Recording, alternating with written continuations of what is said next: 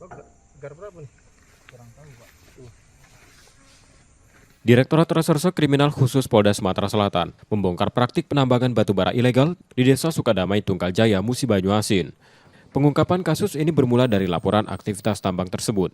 Dari lokasi, polisi menangkap 2 pengawas lapangan, RM dan IZ, yang kemudian ditetapkan sebagai tersangka. Tambang batubara ilegal itu diketahui baru beroperasi sekitar 1 bulan, dengan membuka lahan dengan menebang pohon.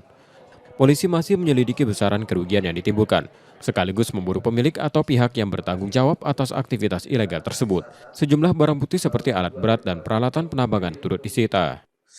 Pada saat di TKP, mereka melakukan aktivitas. Ketika itu juga ditanyakan izin-izinnya kepada para pekerja, ternyata dilakukan pemeriksaan secara maraton dan bersangkutan tidak bisa menunjukkan izin IO-nya. Nanti akan kami kembangkan kira-kira siapa yang IO. Tersangkanya ada 2, yaitu kita tangkap dari 7 orang yang melakukan aktivitas di pertambangan, 2 yang kita ingin tingkatkan ke penyidikan. Kedua tersangka kini ditahan di Polda Sumsel untuk proses hukum lebih lanjut dan terancam hukuman maksimal 5 tahun penjara.